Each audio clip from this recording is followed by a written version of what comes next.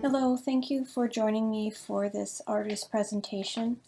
My name is Wendy, and I am a multidisciplinary visual artist, technician, and printmaker. I'm currently residing in Banff, Alberta, originally from Saskatoon, Saskatchewan.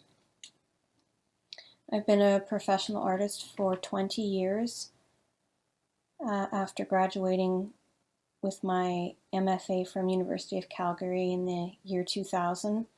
Prior to that, I completed a double honors degree at the University of Saskatchewan in BFA in Studio Art and a BA in Art History. My most recent exhibition was in 2018 at SNAP, and a lot of the work I'll talk about today was in that exhibition. I also have an artist book on permanent display in the new Calgary Public Library that was part of the Alberta Printmakers printed word project that was in collaboration with Loft 112 at Calgary Writers Guild.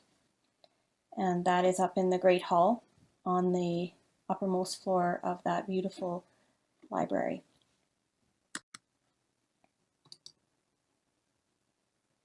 I also wanted to quickly thank SNAP and Alberta Printmakers for inviting me to be part of the Prairie Impressions artist presentation series.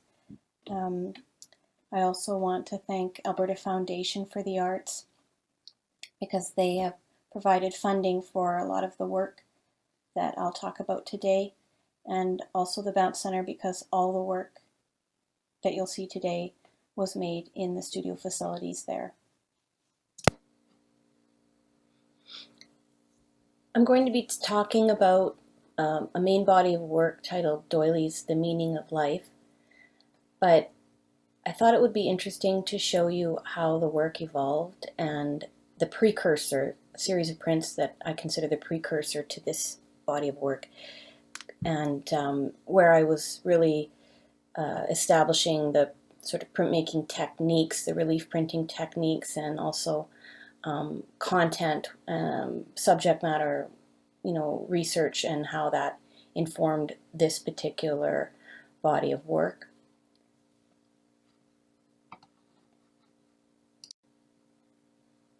This series of relief prints is titled Lace, and I was using round copper plates that I bought from Graphic Chemical a very long time ago, and they don't sell them anymore, unfortunately. But I had been using soft ground techniques with textiles, lace, to etch the copper, and that's pretty permanent. And when I realized I couldn't buy these plates anymore, I changed my approach and decided that maybe I don't want to permanently etch these round plates, and instead I started directly just rolling color onto the plates and rolling color onto the textiles that I was using to create the soft ground etching. This detail shows you a bit better. If you look on the left, the red round plate, the CAD red round plate, has a ink rolled onto it, and then I used a cutout piece of lace, uninked, and laid it on top of the plate, and it created a very nice embossed area.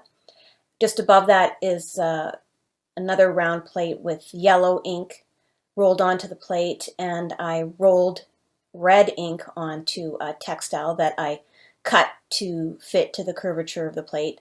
And then on the opposite side, on the right, you'll see a black lace piece with a green section below it, and that is a soft ground etching. The green area is aquatint, nice toothy area that collected ink. And I'm inking up some of these a la poupée, very meticulously by hand, and leaving a lot of ink residue on the plate to give it a kind of antiqued feel.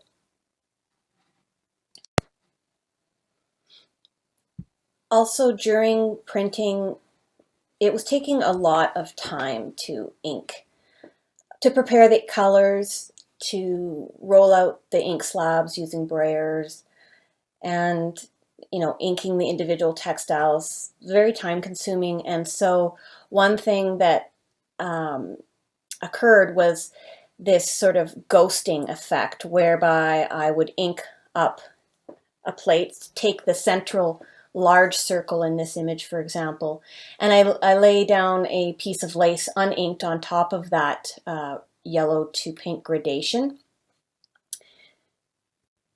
And then what would happen is the ink that was below the uninked textile after printing remained on the plate, and a lot of the ink around that textile had been transferred to the paper. So if you look at that central image, I reused the plate and just added another inked piece, the blue little butterfly sort of piece of lace below it. So I was becoming more efficient with my time and efficient with how I was using these plates, and able to produce more than one print from a single plate.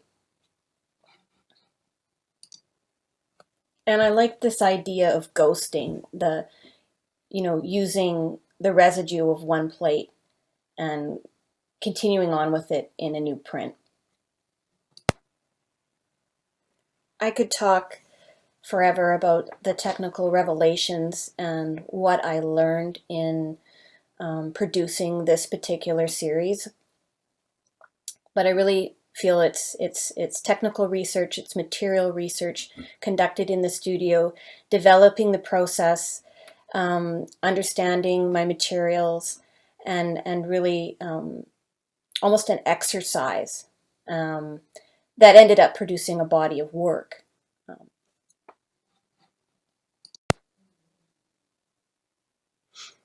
So I'm just going to click through some of these next slides quickly, and then I'm going to talk about some of the research that informed the imagery, this symbolism.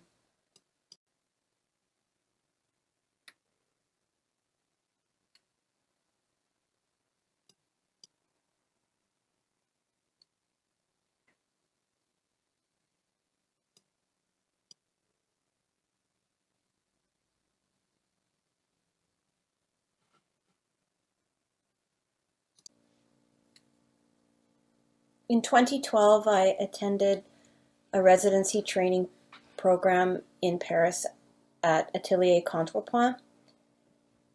That studio was formerly Atelier 17, which was the studio of Stanley Hayter, an English painter and printmaker who is known for his contributions to the development of viscosity printing, an etching or an intaglio technique of laying down 3 different colors on a single plate.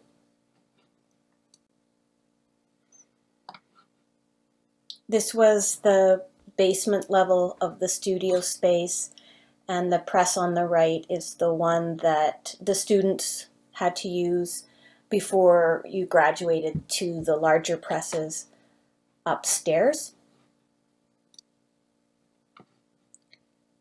There were a variety of students from around the world. It was a very busy studio, and I happened to capture this artist after, while she was in the middle of finished printing her plate, which is always the most exciting moment, is that reveal and you see that beautiful work. Here's an example of viscosity printing in the top left. It's the first color is being laid down. The plate was inked with yellow ink first, and in the traditional manner, it's a line etching, and then blue ink was rolled on top, and then red, and you see the resulting plate in the bottom right-hand corner. While I was there, in the first 2 weeks of training, you're expected to complete 2 assignments to, learn the facilities and to use the techniques there that the studio space is really known for developing. And those were my 2 assignments that I completed. This is the upstairs. These are the big presses that you would graduate to and eventually get to use upon completing your basic training. And I love that French wheel press, etching press on the left.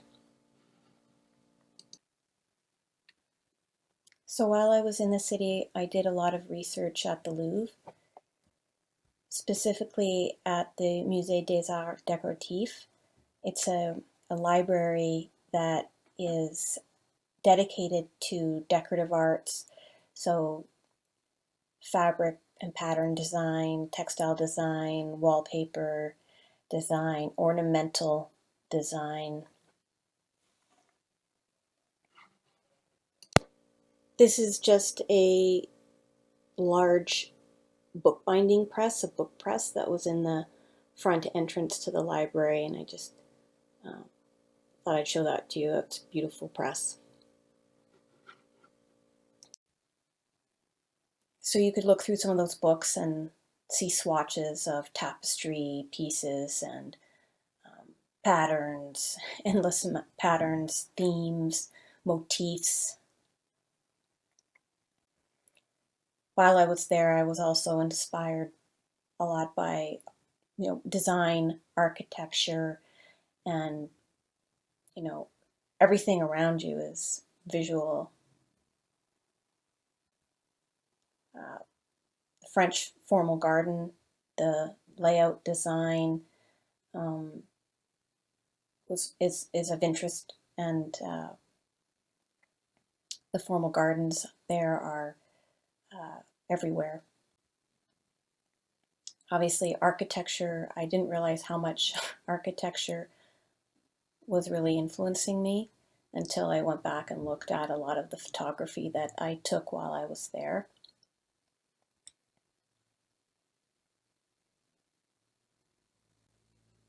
At the base of Sacré-Cœur is the area in the city that has a lot of fabric shops.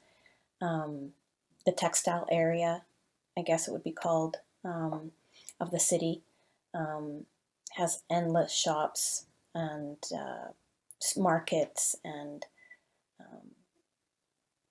was a real source of material for me. I also went to Versailles, and that was amazing. Growing up in Saskatoon, Saskatchewan, Versailles was a little bit of unreal to visit. And the slide we're looking at are the gates, the front gates. That's just where you buy your tickets or whatever. And then on the right is the famous Marie Antoinette. This portrait of Marie Antoinette is significant because of the story I'm about to relate. And this trip to Versailles was also very significant for me.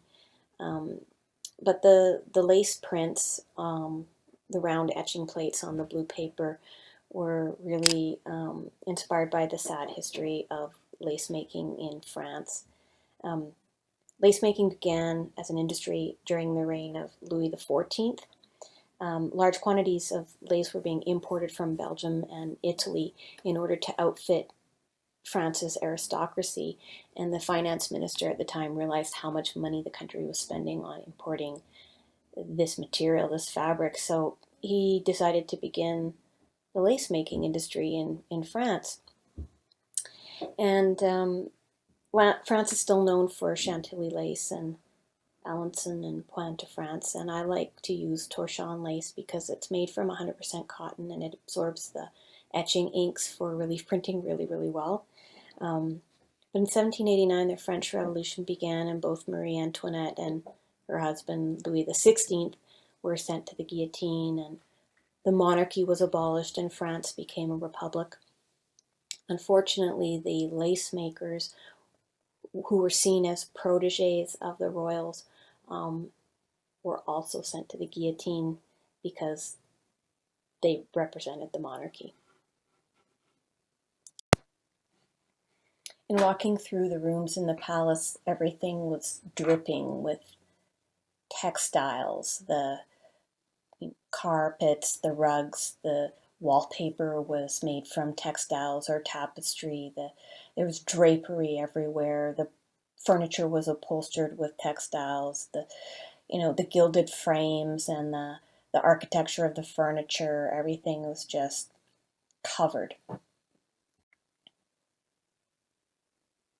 The ornate coffers, the gilding, the chandeliers. I like this this couch because it was wrapped in plastic, obviously just to protect it and keep people off of it, but it just was funny to see a plastic wrapped couch amongst the splendor.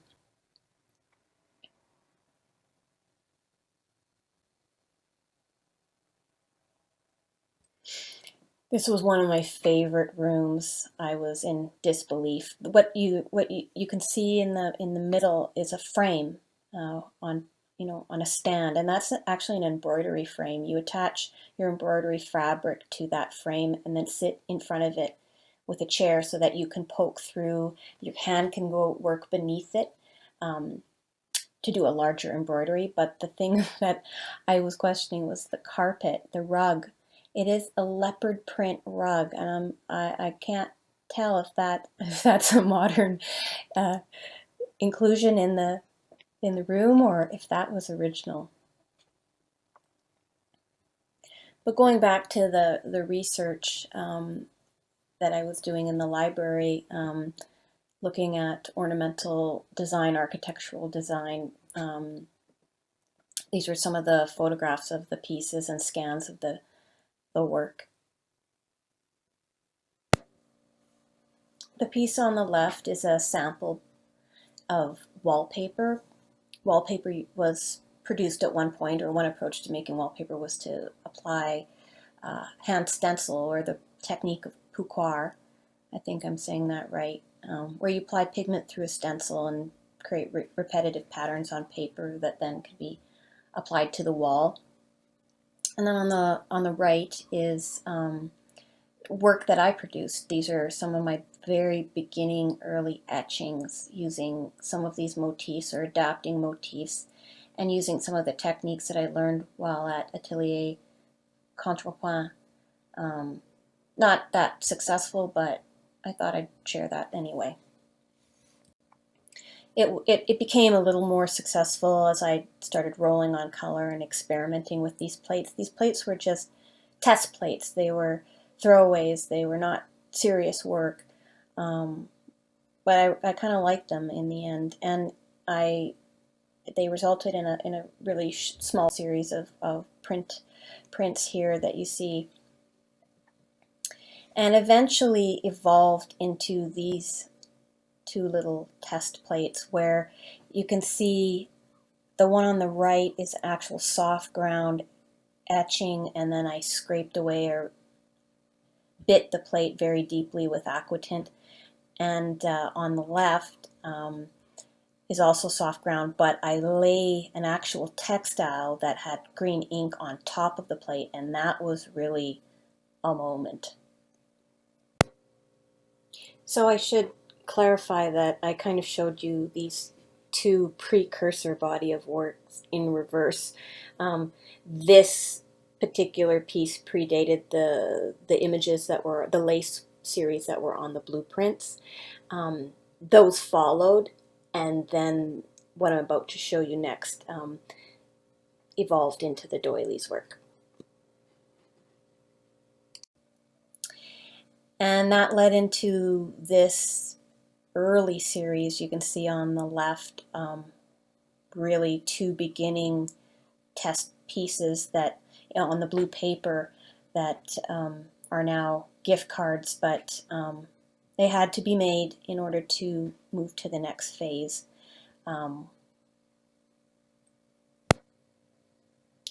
So this piece really was the very first print in the doilies series. This is now moving on to a new phase of work.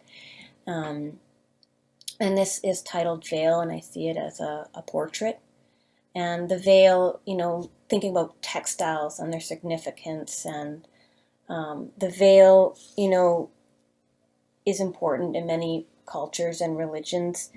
It's worn to protect a woman's modesty. It can communicate social status and can be associated with the sacred. This portrait could be a bride. It could be someone who's grieving. In popular culture, it could also be the bridezilla.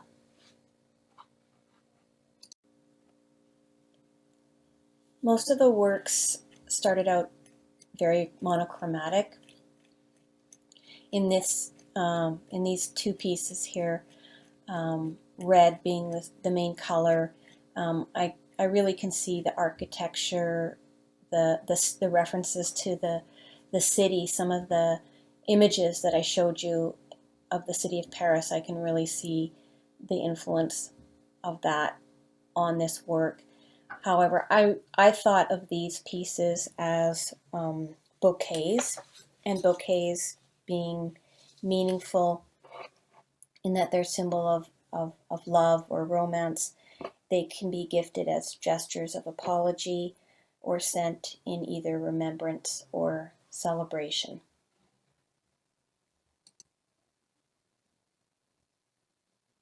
This print is very hard to photograph because it's quite light colored. It's made of 3 textiles, the bottom and the middle being crocheted doilies. And these doilies are crocheted with a pineapple pattern. And I was interested, you know, you often see this pineapple pattern in crocheted pieces, and it represents affluence. Back in the day, you know, to be able to afford a pineapple and have one displayed in your home meant you were very affluent. So women would, or men, would crochet pieces that they could display, crochet pineapple patterns that they could display on their tables and side tables. But in terms of this image, and what I was trying to convey was that this was sort of a set of wings, or conveying flight that represented maybe the loss of life or rebirth. So I photographed this initial precursor series because I felt like it was a complete body of work, with exception to the cake at the far end of the gallery, the more colorful one. That really was the first print in the series that I exhibited at Snap 2 years ago. So here is the cake, and I think there's 2 versions of this. And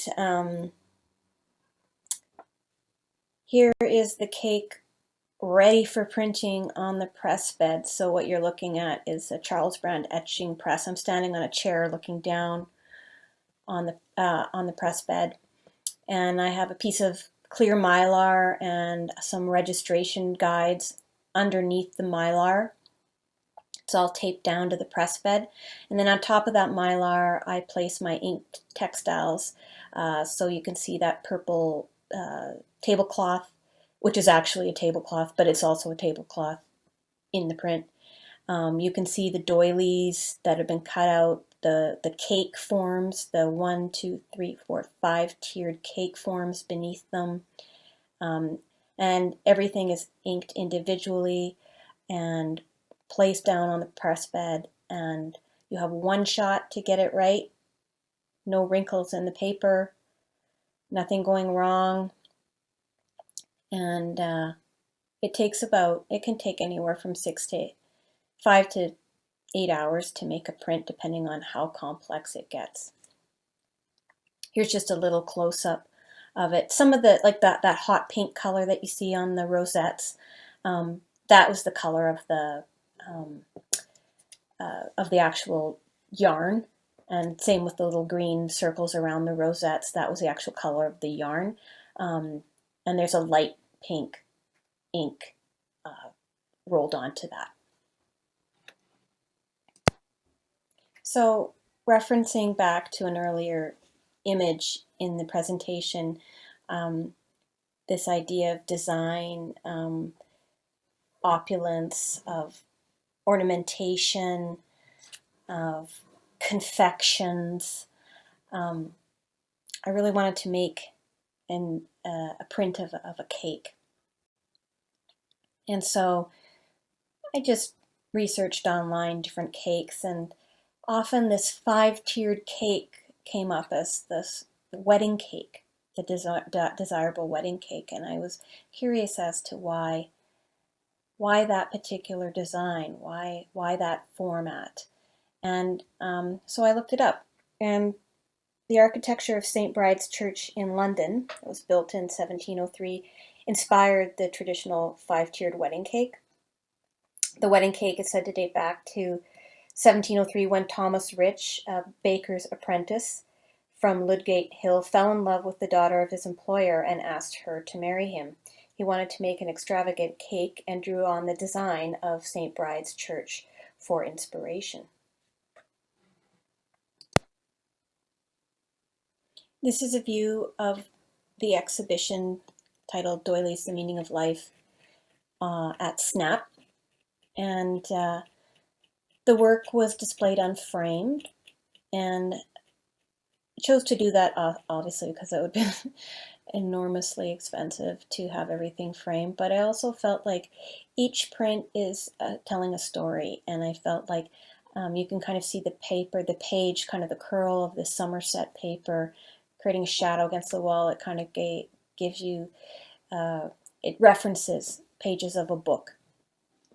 And so I chose to paint the gallery walls this dark, smoky gray, dusty gray, purple, lavender, whatever color, as kind of a framing device.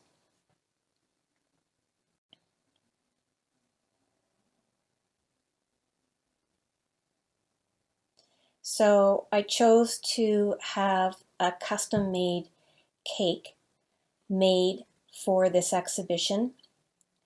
If you're ever in Edmonton and you want the moistest, most delicious cake or cupcake, go to Whimsical Cake Studios. This cake weighed a ton. They must have used a ton of butter and eggs. It was delicious. It looks gaudy, but it was to reference the actual cake print, the first cake print that I made in this series. And I think she did a really good interpretation. Even that top piece, that top purple piece was edible, and the centerpiece there. And yeah, and I had to research. There is a proper way. You don't start cutting the cake from the bottom. You have to start on the top tier, and you stab your knife directly straight downwards into the top tier to create and to cut a circular piece out from the center, thereby allowing you then to cut into the cake straight down, creating your slices. Here's a photograph of the cutting technique, cutting down and creating a circular cut first. I don't really consider myself a performance artist, but I did think of this is a kind of performance.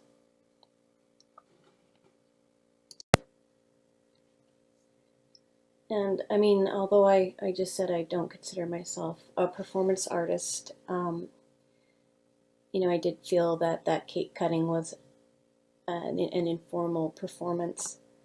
My whole family was there for the opening reception, so it was, yeah, I felt it was performative.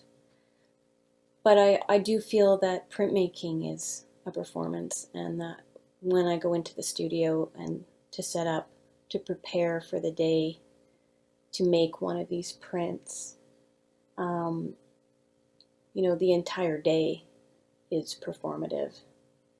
And really, you know, to make one of these prints is a feat of athleticism.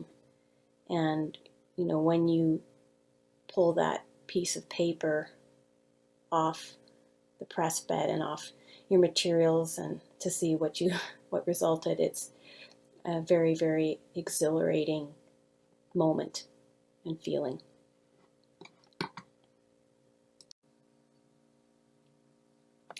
I created an artist book for this exhibition. You could see it on the plinth in the middle of the gallery. Copies were available for people to read. I collaborated with 2 writers. Both writers, Caitlin Cummings and Angela Shenstead, created original written texts for the exhibition and for this artist book. This is the cover.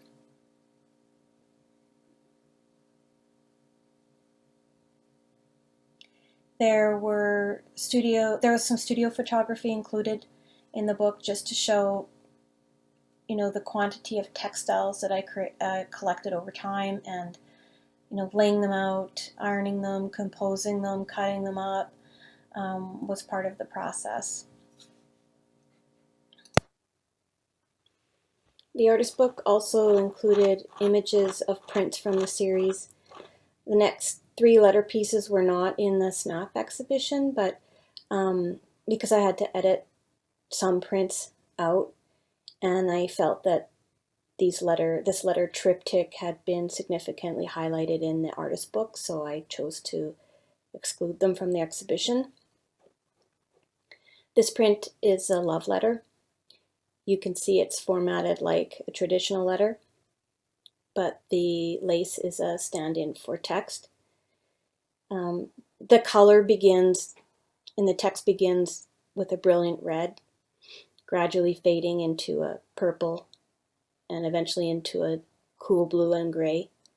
And this indicates that the person writing the letter has had a change of heart, and that the sentiment has changed. The text on the right is a quote from the personal journal of Louis Comfort Tiffany of Tiffany Glass Company in New York. He was the employer of Clara Walcott Driscoll, who was the head of the women's glass department for many years, and she brought him many successes that really contributed to his notoriety in the arts and crafts world. One summer, he took Clara and 2 other employees on a research trip to Europe, and this is what he wrote in observing her writing one day. So Clara Walcott Driscoll was an employee of Louis Comfort Tiffany at Tiffany Glass Studios for 21 years. On and off, she had 2 leaves of absence because engaged and married women were not allowed to work. And she had 2 different marriages, actually 3. Her first husband died and her second one disappeared mysteriously.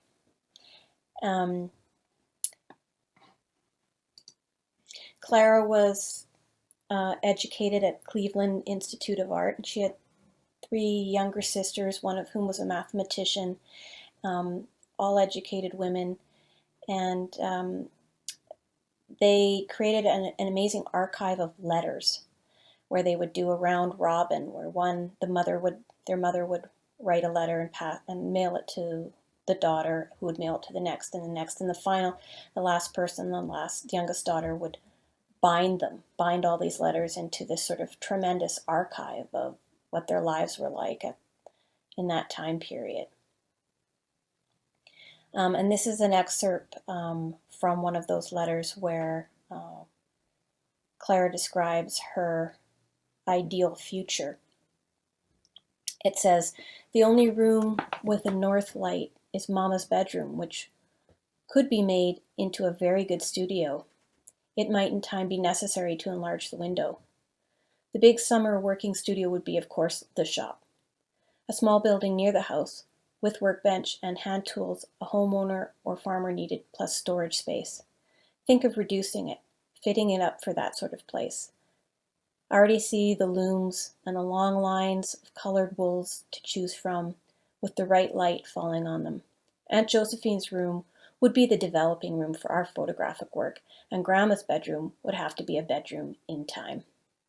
I am to go back to Tiffany's on Saturday to get the run of things, and maybe before very long I shall have a chance to lay pipes for the ideal future."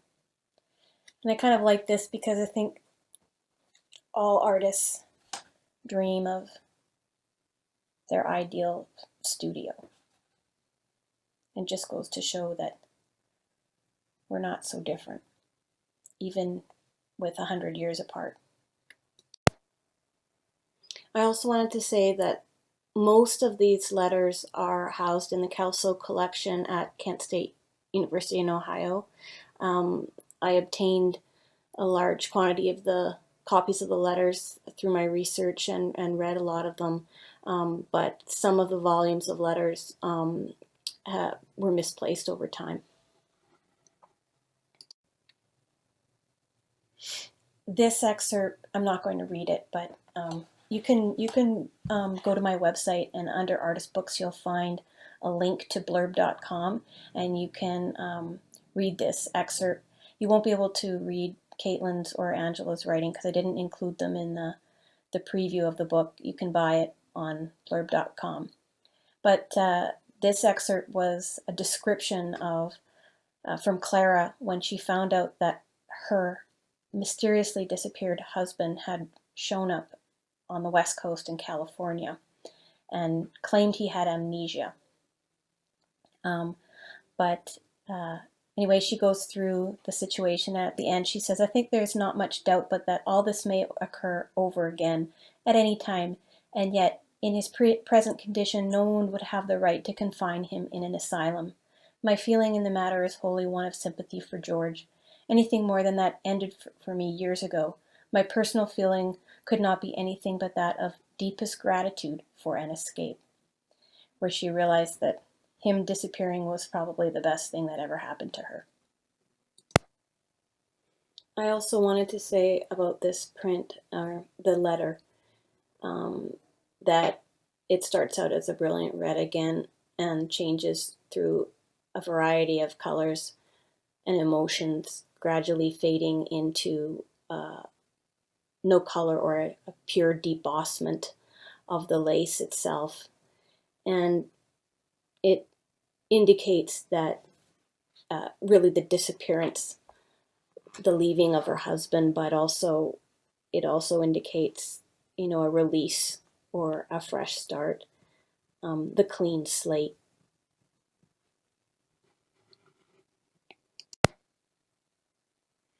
This is a photograph of Clara Walcott Driscoll. She was born Clara Pierce Walcott on the left, and next to her is Louis C. Tiffany, her employer, and then on the right is the famous Dragonfly Lamp, which was originally, there's several Dragonfly lamps that were created, but the original one was produced in 1900, and Clara won a bronze medal prize at the Paris World's Fair for the lamp. And she made a lot of money for Louis C. Tiffany, but apparently she was paid well. In 1904, the New York Daily News wrote an article that mentioned her, and the subject of the article was highly paid women, and Clara's annual earnings exceeded $10,000 a year. Clara, as I said, left the company a couple times due to marriage, but This is a photograph of the women's glass cutting department, their team, and she was appointed the head director. And she began with just a staff of 6 female members, and within 2 years increased the staff to a department of 35. During her time at the Tiffany Studios, Clara produced a lot of very, very successful work. One of them being the Lotus Lamp, and I created a version of that. And what you're looking at is also my mock-up. I like to kind of mock up my work in Photoshop, doing little doodles. And on the left, you can see the doodle for this Lotus Lamp interpretation. This is the famous Wisteria Lamp. And again, there wasn't just one made. They were really additioned, or variations on the same design were created. And I used a tablecloth and cut up tablecloth to create my version, my interpretation of the Wisteria Lamp.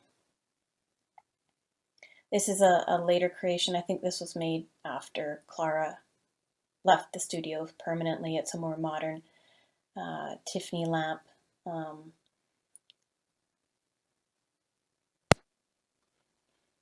But getting back to the content of the artist book, this piece is titled Yellow Wallpaper, and many of you will know this story, short story of the same title, The Yellow Wallpaper by Charlotte Perkins Gilman. And in the artist book that I created, Caitlin Cummings wrote her take on, a modern take on the original Yellow Wallpaper text in response to this print.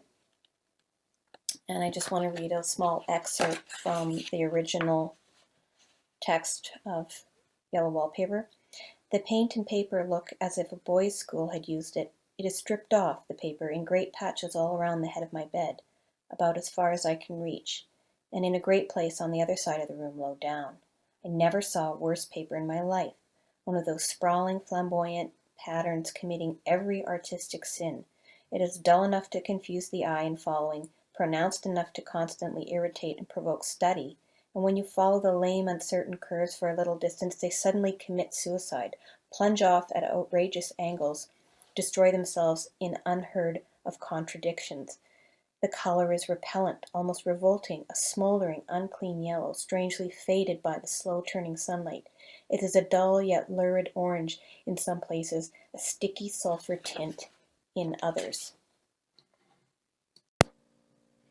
So I find inspiration from a lot of the female artists, historical female artists who were engaged in the arts and crafts industry. The woman on the left is Mae Morris, the daughter of William Morris, and the woman on the right is Hilma Aft Clint, painter. Both ladies and many other women have gone under-recognized for their contributions to art history. This is one of Mae Morris's works. It's an embroidery on leather with seed beads, and it's actually a book cover, an embroidered book cover that she made to contain the poetry of her father, and it's titled Love is Enough. And that inspired me to make a kind of version of the book cover out of the collected and crocheted doilies. I had a lot of heart motifs, which was another prominent motif repeating throughout crochet and crochet pattern. I would say this was probably one of the most challenging prints I made, and I think it was probably one of the last prints that I made in this series. Almost every square inch of that paper is covered with ink, and you can just see each color is inked up separately and composed on the press bed. I want to say that I'm not just motivated and influenced and research art history or the history of arts and crafts, but that I'm also interested in the local and the domestic. I'm motivated and influenced by all people who engage in creative practice. I'm also inspired by the artistry and craftsmanship of people from all over the world. But getting back to the work of Clara Walcott Driscoll while she was at Tiffany Studios, she made lamps, like lamp shades, but was also involved in the design of the bronze cast bases and armatures that held the tiny mosaic glass work, very intricate mosaic glass work, and within the armature of the lamp bases.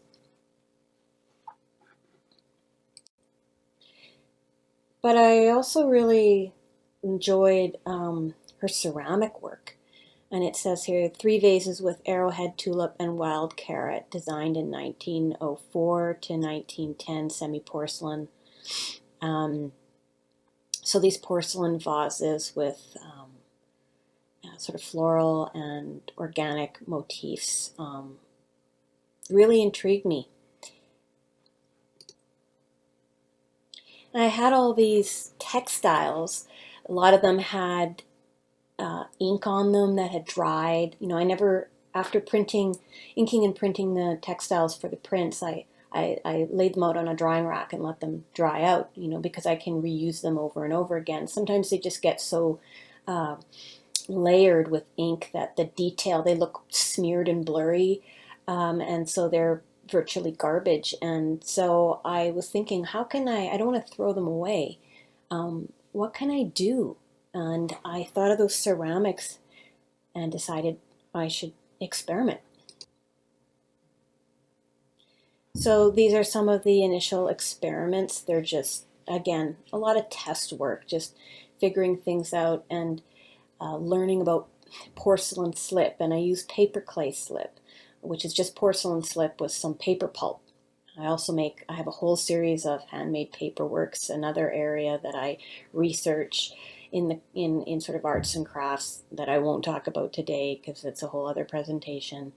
But I was also working with found glass, so I had all of these found glass very cheaply, like $1. Some things were given to me, and using them as bases and stacking, and using my handmade porcelain slip cast pieces and juxtaposing with them. And this is just really a visual play here, nothing of serious work. And you can see some kiln slumping. I was working with some glass frit and decided to try to slump the glass, and to various successes, but not my favorite technique. More stacking. You can kind of see I had a peach colored plate. It was very ugly, and you know, just playing around. And here you can see glass pieces, you know, commercially made glass pieces, that is, things that I collected at markets and secondhand stores and whatnot. And some of them I used as base forms that I could drape porcelain slip soaked doilies over top. You can see a doily that's not been coated with the slip, but it's just sort of hanging over loosely one of those bases. But I was using them as forms and experimenting. This is one example of just a bisque-fired textile, a porcelain slip-covered textile that was placed inside a bowl form and to create a bowl. And it was a very heavy yarn It was almost is a polyester yarn. That was the original doily that was used, and it smoked and stunk when I bisque fired it, and you could see the smokiness around the rim, that gray smokiness that was really polluted the kiln. And the result turned out okay. I was somewhat satisfied with the color, but I didn't apply the glaze thick enough in some parts, and it looked thin. So what you're looking at is sort of this reapplication over the original glaze, and I fired this in the kiln with bisque fired pieces that were smoking, and it turned out a different color altogether. This is what it turned out to be. This underside of it turned into a smoky gray, and the inside turned into this peachy color, kind of antiqued and old looking. I do like it in the end. I actually like it better than the bright color that I originally chose. And here is another piece, and you can see on the left I was experimenting with just a commercially produced glass base, and then I made a plant pot out of the porcelain slip doily and sort of just photographing it in different variations. Here's some of the unfired, ready to bisque pieces. Again, more unfired bisques, and those are bases, these sort of halo pieces. Like because I was draping the doilies over top of forms, their bottoms weren't flat, so they needed something to place into in order to display them and keep them from falling over. And you can see that lavender piece below before I reglazed the original glaze and it turned peach. Here's some more unfired, ready to bisque pieces. The heart motif reappearing again. And this I glazed and used a lot of underglazes. I really like the mateness of the underglazes, and I used some crackle glazes. And the base is just a folded piece of tablecloth that then I put a cast piece on top and attached, and then that top plate with the folded leaves is not attached to it, just sits on there. These are the rosettes that I was talking about in the cake, when I was describing the cake, and when the hot pink yarn and the green yarn, those are the rosettes from that piece. And to make this rose vase. This is it bisqued, unglazed, and then I glazed it with underglazes. Not sure if I really like it. I don't know if I like the unglazed better than the glazed, but it's all learning at this point. And I love the little heart vase. It really turned out well, and I used this matte glaze that looked like milk paint. Same with the green one on the plant pot. And these are very fragile. You can see the base, how it functions to hold these pieces in place. They would just fall over. And they kind of remind me of shells. Really like this one. Used again that milk paint type glaze on the exterior, and then chose to glaze it with the bright yellow underglaze inside, and in the bottom of the inside you can see the heart motif. I sprayed on some of these glazes. Really love to use that air compressor to spray on glazes, because it gives you beautiful gradation. This sort of the interior of this pot moves from a sort of a pale peach, and then gradually becomes more deep coral down at the bottom. Again, you can see that purple gradation moving into sort of more of an ultra blue. But here I was experimenting with the various bases again, using commercial glass. And then also I threw in a doily inside, like that has ink on it, just to start to play with materials, glass, ceramic, textile. And on the left, I found this bronze bowl, and like for $1 at a secondhand store, and I bought it and made this piece specifically, the ceramic, the white and the peach piece, to sit inside of it. And I really like that. And I would love to get into making some bronze cast pieces.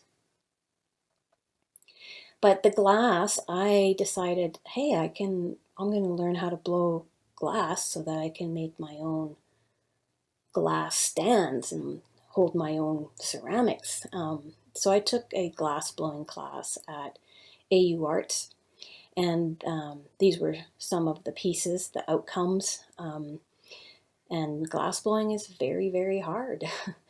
But you learn to add color, and making a cylinder is one of your first lessons, and it's a lot harder. Usually you would cut off that sort of stretched edge, but I really liked it. Just a couple other forms.